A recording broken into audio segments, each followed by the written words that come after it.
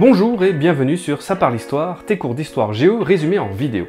Aujourd'hui, nous allons voir ensemble le chapitre d'histoire, la 5e République, de la République gaullienne à l'alternance et à la cohabitation en classe de 3e. Toutes les définitions du chapitre se trouvent en description, et n'oubliez pas, si cette chaîne peut exister, c'est grâce à votre soutien précieux qui permet de continuer. Donc n'hésitez pas à aller faire un tour sur Tipeee ou KissKissBankBank, toute aide, même un simple partage ou un commentaire est grandement apprécié. Donc commence par partager la vidéo à tes potes. Allez, c'est parti!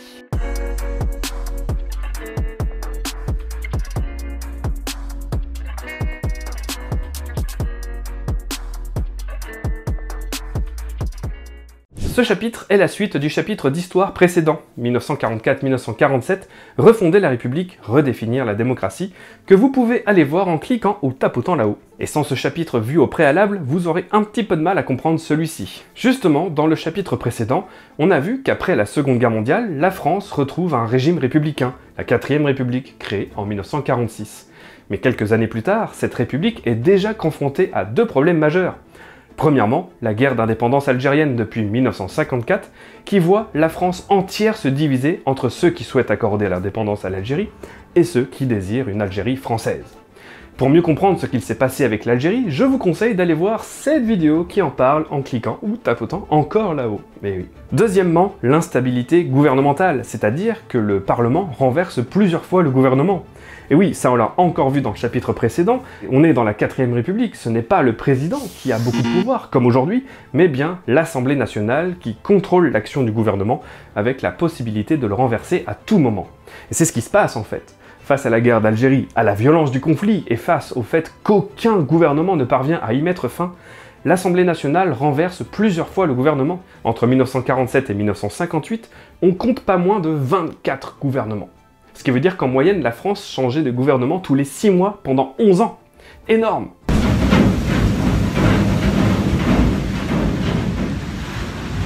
Énorme! Voilà, donc la République fonctionne, mais ne parvient pas à faire face aux crises qui la déstabilisent, ce qui nous mène à la problématique du chapitre, comment la République s'est finalement imposée durablement depuis 1958.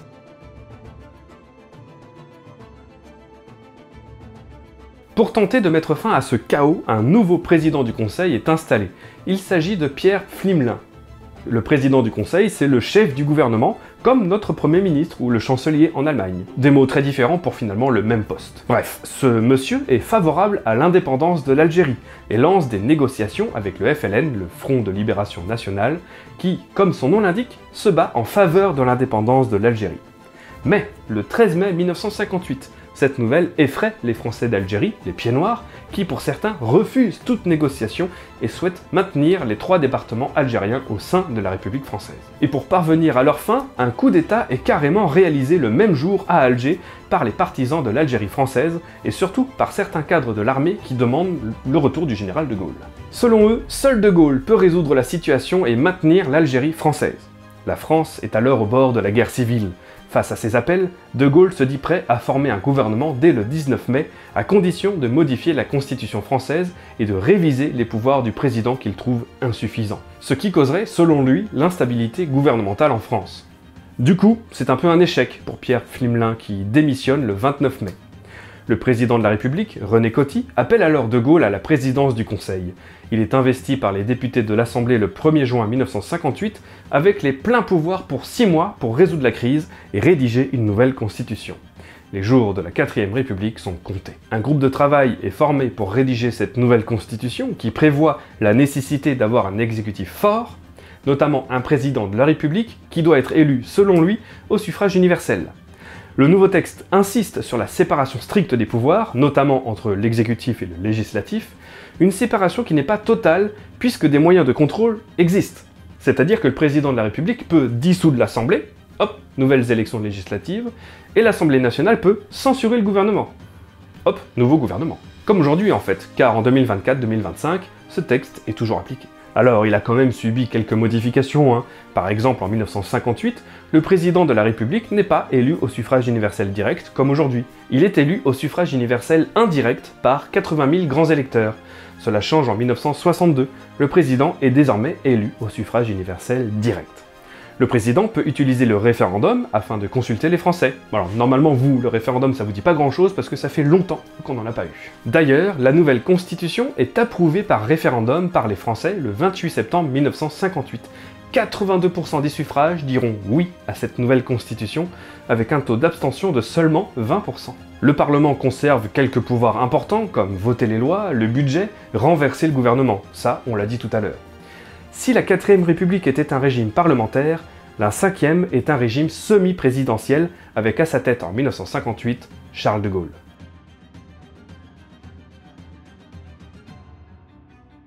Désormais à la tête du pays et disposant de pas mal de pouvoir, De Gaulle met d'abord fin à la guerre d'Algérie grâce aux accords d'Évian qui lui accordent l'indépendance en 1962. Dans le contexte de la guerre froide, allez voir la vidéo correspondante, De Gaulle veut également renforcer l'influence de la France sur la scène internationale. Pour cela, il veut mener une politique diplomatique et militaire autonome vis-à-vis des États-Unis et lance le programme nucléaire français. L'énergie atomique elle-même, qui est, comme vous le savez tous, le fond de l'activité de demain. D'ailleurs, les premiers essais de bombes nucléaires auront lieu en Algérie en 1960. Et il fait sortir la France de l'OTAN, une alliance militaire défensive contre l'URSS. On l'a dit dans la première partie, au début de ce nouveau régime politique, le président est élu par 80 000 grands électeurs pour 7 ans. Mais durant son mandat, pour renforcer sa légitimité, De Gaulle propose un référendum aux Français pour que le président soit désormais élu au suffrage universel direct. Ça lui permet de pouvoir dire « Eh, vous avez voté pour moi, maintenant faut assumer ». Une phrase que le président Macron aime bien nous sortir de temps en temps. Le référendum a lieu le 28 octobre 1962 et malgré un taux d'abstention de 23%, 62% des votes exprimés approuvent le projet. D'ailleurs, De Gaulle est réélu de cette manière à l'élection présidentielle de 1965, même s'il a été mis en ballottage face au candidat de gauche François Mitterrand. Malgré sa réélection, la présidence de De Gaulle est de plus en plus contestée. Beaucoup dénoncent un pouvoir personnel et quasi monarchique. On parle de présidentialisation. Il faut savoir ce terme. Présidentialisation. Les critiques atteignent un poids culminant en 1968. Alors là, je vais énormément résumer la crise de mai 68, car ce n'est pas vraiment une question centrale dans ce chapitre, mais il faut savoir ce qui s'est passé. Quand même. En gros, il commence à y avoir du chômage en France, ce qui inquiète les étudiants qui ne sont plus certains de trouver un travail malgré leur diplôme. Étudiants qui, en plus, s'opposent à la guerre du Vietnam menée par les États-Unis depuis 1955. Les conditions de vie des ouvriers maintenant, notamment dans les mines, se détériorent, leurs salaires sont bas et en plus leur métier est menacé par la concurrence du pétrole. Et donc en mai 68, les étudiants s'agitent pour les raisons qu'on vient d'évoquer, des universités sont bloquées par les étudiants et à chaque fois ces manifestations sont durement réprimées par la police, ce qui occasionne de nombreux blessés parmi les étudiants. L'opinion publique dénonce les brutalités policières et c'est tout le pays qui se soulève alors. Le 13 mai, une grève générale est lancée, le pays est paralysé par 7 millions de grévistes. Le 24 mai, c'est 10 millions de grévistes. La France entière est à l'arrêt. Au final, et à grand renfort de CRS, De Gaulle parvient à résoudre la crise, mais il en ressort affaibli. En avril 1969, De Gaulle soumet aux Français un référendum sur le pouvoir des régions et du Sénat et annonce son retrait en cas de refus. Le non l'emporte à 52% et comme il l'avait annoncé, De Gaulle démissionne avant la fin de son mandat le 28 avril 1969.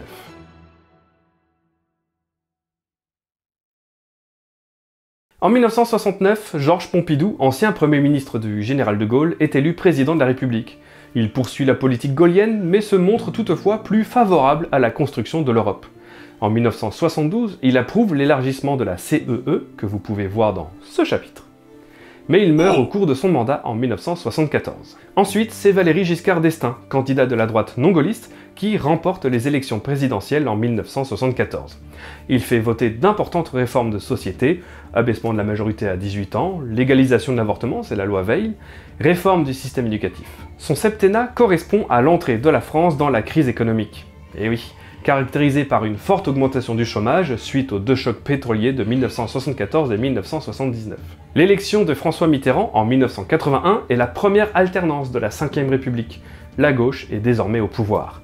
Des réformes importantes sont adoptées. Abolition de la peine de mort en 1981, la retraite à 60 ans, l'augmentation du salaire minimum, 5e semaine de congés payés, nationalisation, décentralisation. Mais cette politique ne permet pas de réduire le chômage. Une politique alors de rigueur est mise en place, mais son impopularité profite à la droite. Une droite qui remporte les élections législatives de 1986 et Jacques Chirac est nommé Premier ministre, c'est la première cohabitation. Réélu président en 1988, François Mitterrand gouverne dans un contexte économique qui ne s'améliore pas vraiment. La crise économique est toujours bien présente avec le chômage qui l'accompagne. En 1993, la droite gagne les élections législatives, c'est la deuxième cohabitation avec Édouard Balladur comme Premier ministre. En mai 1995, nouvelle alternance avec un président de droite. Jacques Chirac est élu président de la République, mais une forte contestation sociale affaiblit très vite son pouvoir. Il dissout l'Assemblée nationale, les élections législatives sont remportées par la gauche et le socialiste Lionel Jospin est chargé de former un gouvernement. C'est la troisième cohabitation. De nombreuses réformes sont réalisées, la semaine de travail à 35 heures, le PACS, l'abaissement de la durée du mandat présidentiel à 5 ans, etc.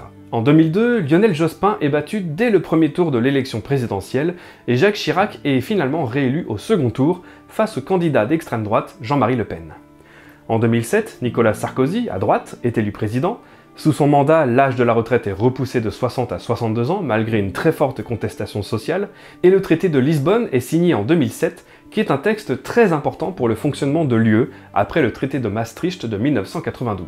Après Nicolas Sarkozy, suit une alternance avec François Hollande, à gauche, en 2012, dont le mandat est marqué par les manifestations contre la loi travail ou la lutte contre le terrorisme islamiste après les attentats du 13 novembre 2015. Et ensuite, Emmanuel Macron, en 2017, qui fonde un nouveau parti et affirme vouloir mettre fin à l'opposition traditionnelle entre les partis de droite et les partis de gauche. Il a été réélu en 2022 face à Marine Le Pen. Son premier mandat est marqué par une très forte contestation sociale, les gilets jaunes, ainsi que par l'arrivée du Covid-19 et des confinements. Son second mandat est pour le moment marqué par une loi sur les retraites qui fait notamment passer l'âge de la retraite de 62 à 64 ans, malgré une très forte contestation sociale là aussi, ainsi que par le début de l'invasion russe de l'Ukraine.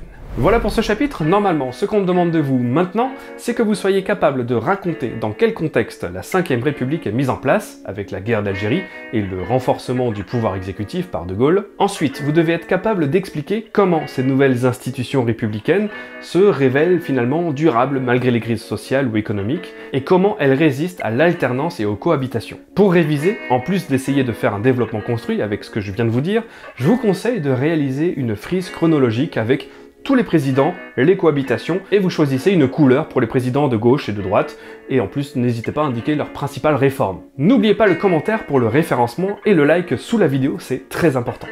Allez, on partage la vidéo à ses potes, ici c'est Baptiste, et je vous dis à très vite pour une nouvelle leçon.